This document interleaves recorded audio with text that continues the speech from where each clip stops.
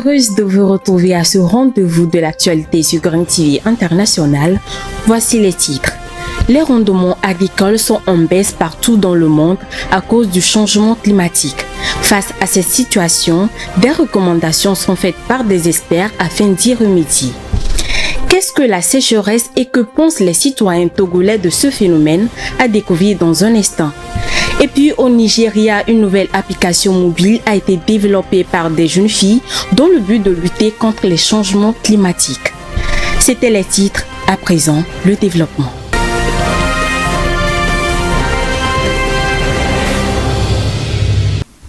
L'agriculture subit les effets néfastes du changement climatique.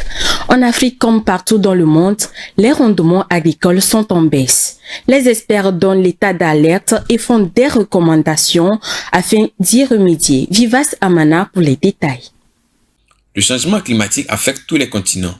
De la Corne de l'Afrique aux Pyrénées orientales en France, la sécheresse et les vagues de chaleur entraînant parfois des incendies font souffrir les hommes, les bêtes et les plantes. Ce bouleversement du climat menace les rendements agricoles mondiaux même dans les zones tempérées autrefois épargnées. Une étude publiée dans la revue Nature révèle que 3 milliards de personnes vivent déjà dans un environnement très vulnérable au changement climatique. Cela s'explique d'une part par les longues sécheresses qui sévissent dans la Corne de l'Afrique avec des millions de pertes de bétail et plus de 20 millions de personnes menacées de faim selon l'ONU. D'autre part, ce changement climatique entraîne une forte augmentation des précipitations dans d'autres régions avec des destructions des cultures, l'érosion des sols et l'impossibilité de l'ensemencement. Le manque d'eau dans certaines régions empêche la semis des cultures et provoque des crises alimentaires. C'est le cas de l'Espagne où les agriculteurs renoncent à semer alors que le pays traverse une sécheresse historique. Les pertes agricoles dues au changement climatique, notamment la sécheresse, est estimée à 25% à l'échelle mondiale selon un rapport du groupe d'experts intergouvernemental sur l'évolution du climat GIEC publié en février 2022. Cela va s'accentuer de plus de 10% si la planète se réchauffe de 1,5 à 2 degrés Celsius dans les prochaines décennies. Les propositions de solutions qui sont faites sont la gestion améliorée et durable des forêts, la préservation des écosystèmes à forte capacité de stockage de carbone et l'arrêt de l'artificialisation des terres qui perdent leur substance naturelle. Il est indispensable pour les experts du climat d'adapter les solutions en fonction des régions pour rehausser le niveau des rendements agricoles et de protéger durablement l'environnement. En France, dans les Pyrénées-Orientales, département très touché par la sécheresse, le ministre de la Transition écologique a annoncé l'interdiction de la vente de piscines hors sol. Une mesure critiquée pour son manque de justice sociale alors que les piscines enterrées sont autorisées. Alessandra Adekombi nous en parle. Annoncé le 5 mai dernier sur RTL, la vente des piscines hors sol va être interdite dans les Pyrénées-Orientales. Une réalité qui a pour cause le dérèglement climatique. Cette annonce intervient alors que les Pyrénées-Orientales subissent une sécheresse particulièrement sévère, intensifiée par la crise climatique. D'après le préfet du département, la situation est en alerte et c'est la sécheresse la plus aiguë depuis 70 ans. Depuis 4 mois déjà, un arrêté interdit aux habitants d'arroser les pelouses, de nettoyer leurs véhicules ou encore de remplir les piscines individuelles. Aucun arrêté n'interdit par contre la construction des piscines enterrées. Quant à l'application du décret, difficile pour l'instant d'en savoir plus car ce dernier devait être publié le 9 mai prochain. Alors que la France connaît une sécheresse historique, la question du partage de l'eau est au cœur des débats. La guerre de l'eau a commencé. Pour économiser l'eau, les maires de certaines communes sont contraints d'interdire la construction de nouvelles piscines et parfois même de stopper tout nouveau projet d'habitation. L'or bleu français est menacé et certaines municipalités commencent à en tenir compte. Considérée comme l'état de ce qui est sec et qui manque d'humidité, la sécheresse est un phénomène issu des conséquences du changement climatique. Quel est l'avis des citoyens sur la sécheresse et quelles en sont les conséquences sur l'environnement? C'est le sujet de ce micro-trottoir réalisé par notre équipe de reportage au micro d'Alexandra Adekombi. La sécheresse dans notre pays est causée par le déboisement. Il n'y a plus de fraîcheur. Si nous plantons les arbres, il y aura plus d'humidité. J'exhorte mes frères et sœurs à planter plus d'arbres et à éviter le déboisement pour un environnement sain. La sécheresse est le manque de pluie quand les pluies ne tombent plus abondamment ou bien carrément ça ne tombe plus, pour prévenir maintenant la sécheresse, je pense que il faut planter les arbres. Par exemple, le 1er juin qui s'annonce très bientôt, je pense qu'il faut informer ou bien mobiliser la population à planter les arbres et éviter de faire le déboisement, couper les arbres en désordre. La sécheresse est un phénomène au cours de laquelle les plantes ou les herbes perdent leur force. Pour éviter la sécheresse, nous devons éviter de couper les arbres, éviter de détruire la forêt. La sécheresse, c'est un phénomène au cours de laquelle les arbres ou les plantes perdent leur force ou bien se dessèchent. Nous devons planter les arbres, éviter le déboisement, éviter l'abattage anarchique des arbres, les feux de brousse. La sécheresse, c'est un phénomène biologique au cours de laquelle les feuilles, les arbres se fanent à partir de la chlorophylle. En tant qu'un citoyen, je dois planter les arbres. La sécheresse, c'est un phénomène au cours de laquelle les arbres perdent leurs fruits et les animaux meurent et on a aussi manque d'eau.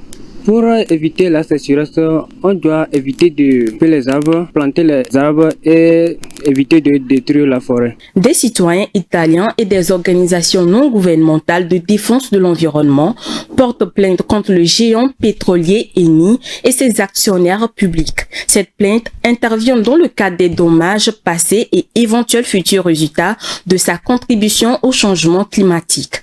Alessandra Adecombi pour plus de précisions.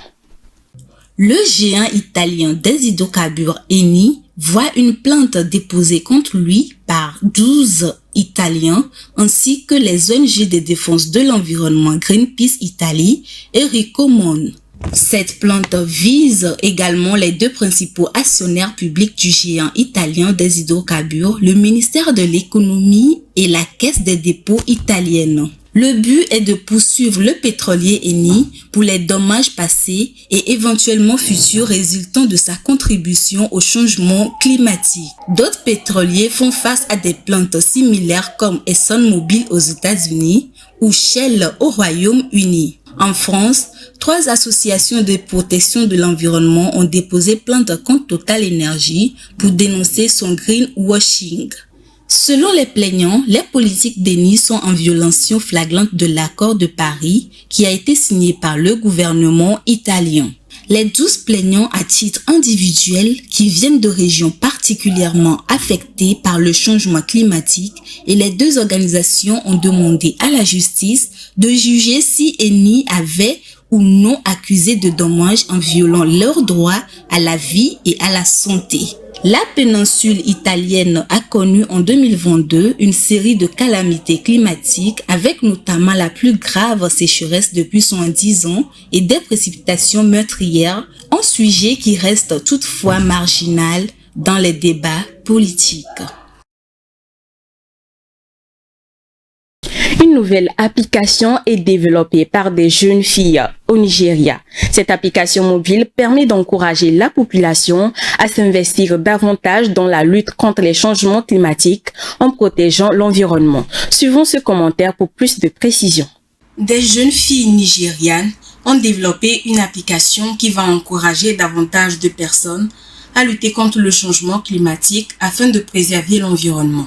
Leur association dénommée EARTH propose à ses utilisateurs des tests, des jeux, des conseils et même des formations sur les questions liées à l'environnement. À l'application mobile s'ajoutent les campagnes menées dans les écoles qui invitent à jeter les déchets de manière appropriée, à réduire l'utilisation du plastique et à vérifier l'empreinte carbone. En Afrique, aucun pays n'échappe aux effets du changement climatique. Inondations, sécheresses, pollution, des dégâts climatiques font perdre des milliards de dollars au continent chaque année et menacent la survie de millions de personnes. L'agriculture urbaine est de plus en plus répandue dans les villes en Afrique. Elle offre de nombreux avantages économiques, sociaux et environnementaux. Cependant, le potentiel inexploité de l'agriculture urbaine est considérable. Pour en savoir plus, suivons ce commentaire. L'un des principaux avantages de l'agriculture urbaine est sa capacité à fournir de la nourriture fraîche et saine aux populations locales. Dans de nombreux pays africains, l'accès à des aliments nutritifs est limité, en particulier pour les habitants des quartiers pauvres des villes. Cette agriculture contribue à la sécurité alimentaire et réduit la dépendance vis-à-vis des importations alimentaires coûteuses. Cela stimule également l'économie locale en créant des emplois dans le secteur agricole et en augmentant la demande de produits bio. L'agriculture urbaine joue un rôle important au sein de l'environnement. Elle aide à réduire la pollution de l'eau et de l'air en utilisant des pratiques agricoles durables. Elle peut aider à atténuer les effets du changement climatique en réduisant la consommation d'énergie nécessaire au transport des aliments sur de longues distances. Malgré ces avantages, l'agriculture urbaine reste sous-exploitée en Afrique. Pour y remédier, les gouvernements ont mis en place des politiques favorables à cette agriculture, telles que l'accès à des terres publiques et aux ressources adéquates pour soutenir son développement. Des efforts restent encore à faire dans ce secteur afin de préserver notre biodiversité, de mettre en valeur les paysages agricoles et de favoriser la consommation locale. Parlons d'agriculture toujours. Au Togo, comme partout dans le monde, l'utilisation des intrants dans l'agriculture permet d'accroître les rendements. Mais cela n'est pas sans conséquence sur la santé et sur l'environnement. Nous avons tendu notre micro à certains citoyens pour avoir leur avis sur l'utilisation des engrais. Voici ce qu'ils nous disent. Avec l'utilisation de l'engrais, les rendements augmentent. Mais c'est que au niveau de la terre aussi, ça affaiblit la terre. Après quelques années, la terre n'est plus fertile, quoi. Ce que je propose aux paysans, c'est que ils doivent espacer l'utilisation de l'engrais chimique. Espacer, c'est-à-dire que utiliser ça cette année, l'année prochaine, tu ne plus, ça fait l'année prochaine. Et on peut même fabriquer l'engrais vert chez soi-même, à la maison. Selon moi, l'utilisation de l'engrais agit sur les choses, notre santé. Il est bien vrai que c'est le faire, mais bon, on doit penser aussi à notre santé. Je préfère qu'on pratique bio, la culture, ce que c'est que bio. Pour aujourd'hui, on remarque que notre culture, ou bien l'utilisation de l'engrais, ça permet que, bon, ça engendre certaines maladies. Et aujourd'hui, nous n'arrivons pas à s'en sortir. Donc, je lance un appel à toute la population d'utiliser l'engrais, mais pas de façon excessive. Tout d'abord, les engrais sont des substances chimiques qui permettent la croissance des produits agricoles. Ensuite, par rapport à leur impact sur l'agriculture ou l'environnement, il y a des impacts positifs et des impacts négatifs. Sur le point négatif, ces engrais chimiques détruisent les substances naturelles, les substances bio des produits agricoles que nous consommons et qui ne sont pas toujours bons pour la santé. Les engrais chimiques appauvrissent les sols. En dehors des engrais, pour avoir plus de rendement dans l'agriculture, il faudrait promouvoir l'utilisation des engrais plus naturels et moins d'engrais chimiques parce qu'on ne peut pas s'en passer d'eux. Ils sont de nos jours dans le quotidien de tous les paysans. La culture bio qui est forcément recommandable puisque c'est sans produits chimiques et a priori sans grand effet sur la santé.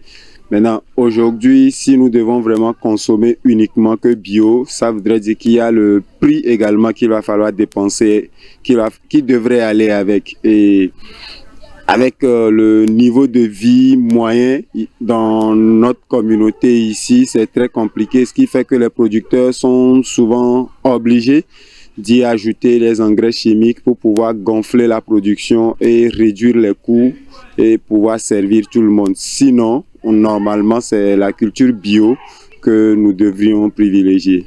Moi, je dirais que les engrais sont vraiment indispensables de nos jours et les impacts que l'utilisation des engrais ont sur l'agriculture, si je peux me permettre de le dire, nous avons des impacts tant positifs que négatifs.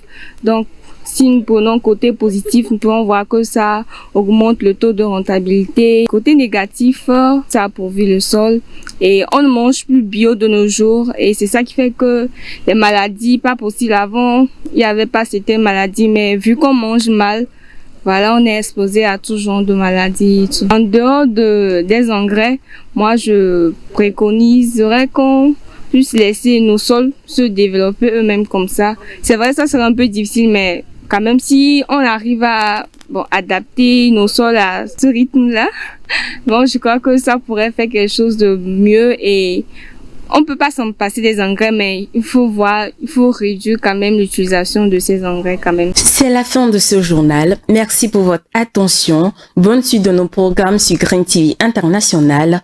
Au revoir et à très bientôt.